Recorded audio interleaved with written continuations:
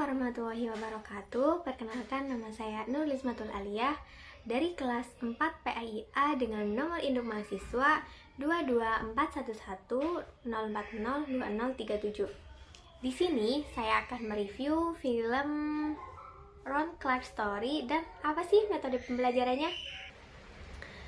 Ron Clark merupakan seorang guru muda yang cerdas dan memiliki kreativitasnya dalam mengajar. Dia merupakan seorang guru di sekolah yang berada di Snowden Elementary School di Aurora, North California. Ia menjadi guru di sekolah tersebut kurang lebih selama 4 tahun dan kemudian ia menjadikan para murid di sekolah tersebut dengan mendapatkan nilai kelulusan yang maksimal. Namun akhirnya ia memutuskan untuk pindah ke luar kota, yang sebenarnya di mana keluarga Mr. Clark dan guru sebelumnya yang di sekolah tersebut menyesalkan atas kepindahan Ron Clark, dan di mana Ron Clark telah memutuskan untuk mencari pekerjaan di sebuah sekolah yang berada di kota New York. Setelah dia pindah di kota New York, dia menginap di sebuah hotel yang mungkin cukup sederhana, yang dimana dia bertemu dengan seorang penjaga hotel tersebut dan ia meminta buku daftar sekolah yang berada di kota New York tersebut.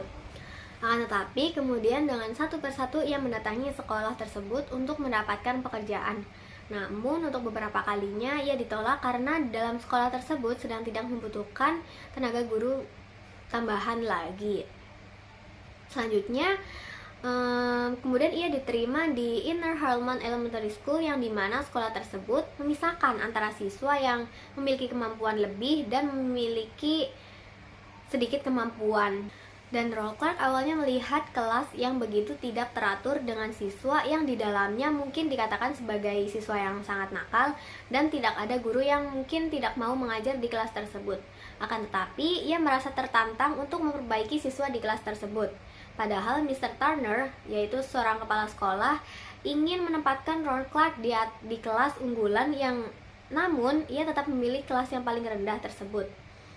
Ketika Mr. Clark masuk pertama kali ke kelas tersebut, ia melihat kondisi peserta didiknya yang begitu heterogen, yang berbeda-beda dalam sifatnya.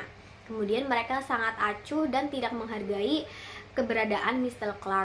Kemudian Mr. Clark dengan tidak patah semangatnya untuk tetap mencoba dan menyesuaikan dengan kondisi peserta didiknya dengan menerapkan beberapa aturan dalam kelasnya. Dan peraturan yang pertama harus diterapkan adalah dengan menjadikan kelas tersebut sebagai keluarga, yang dimana Mr. Clark sangat menekankan keberadaan mereka sebagai sebuah keluarga yang harus saling menghargai, membantu, dan menyayangi satu sama yang lainnya. Tentu peraturan tersebut tidak mudah dan dijalankan oleh para siswa tersebut. Namun, Mr. Clark tidak pernah bosan untuk tetap berusaha dan menerapkan adanya peraturan yang dibuatnya tersebut. Nah, untuk pertemuan selanjutnya, Mr. Clark membuat peraturan-peraturan supaya siswa dapat merubah sikap mereka. Untuk peraturan yang pertama yaitu bahwa kita semua adalah keluarga, dan kemudian peraturan yang kedua adalah kita saling menghormati, dan kemudian peraturan yang ketiga di mana peraturan ini siswa harus berbaris untuk masuk dan keluar kelas, serta untuk makan siang. Dan jika ada seorang siswa yang melanggar, maka nama mereka akan ditulis di papan tulis. Namun para siswa tetap mengacuhkan dan melempari papan peraturan tersebut dengan buku hingga papan tulis tersebut terjatuh. Kemudian ketika jam makan siang tiba, anak-anak dibiasakan untuk berbaris dan keluar menuju ruang kantin. Sedangkan dengan salah satu siswa yang bernama Shamika memotong barisan tersebut dan menuju barisan yang paling depan. Menghadapi hal ini, Mr. Clark tidak memarahinya, namun memberikan nasihat kepada Shamika dan meminta untuk mengakui perbuatan kesalahan tersebut. Nah, hal ini dilakukan supaya apa? Karena Mr. Clark ingin menjadikan anak-anak tersebut supaya bisa memiliki sikap disiplin dan adanya sifat kejujuran yang dimiliki oleh anak-anak peserta didik tersebut. Nah, kemudian dengan kreativitas Mr. Clark dalam mengajar, Mr. Clark menerapkan jika peserta didik semua diam dan mendengarkan selama 15 detik, maka ia akan meminum satu botol kotak susu yang ia sediakan sendiri. Nah, dengan hal ini, Mr. Clark selalu menggunakan metode-metode pengajaran yang lain daripada guru yang lain. Kemudian dia menggunakan metode yang disukai dan dapat membuat para peserta didiknya merasa nyaman dan senang selama proses pembelajaran berlangsung. Kemudian Mr. Clark juga masuk ke dalam dunia para muridnya. Pada waktu jam istirahat, dia ikut bermain lompat tali bersama mereka, yang dimana dia bertaruh kepada anak-anak bahwa jika ia berhasil melakukan lompat tali, maka anak-anak harus mempelajari sesuatu darinya. Dan ternyata Mr. Clark dapat melakukan lompat tali walaupun beberapa kegagalan terjadi di awal. Nah, dalam perjuangannya tersebut, Mr. Clark dapat mengubah sikap murid-muridnya yang bertingkah laku buruk dan tidak antusias dalam belajar menjadi murid yang pintar dan berperilaku baik, yang tentu saja hal itu tidak mudah baginya. Nah, banyak sekali tekanan-tekanan yang datang kepadanya yang dicaci maki siswa, orang tua siswa, sampai kepala sekolah.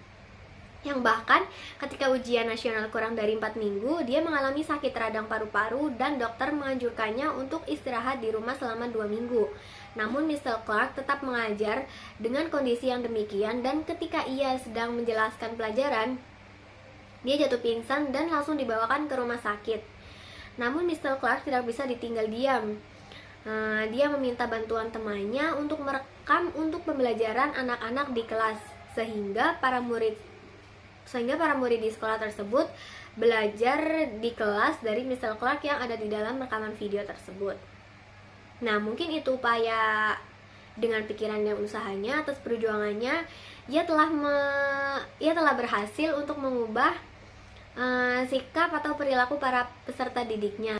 Nah, ketika ujian nasional pun berjalan, para siswa mengikuti ujian tersebut dengan sebaik-baiknya. Namun para guru mulai merasakan cemas.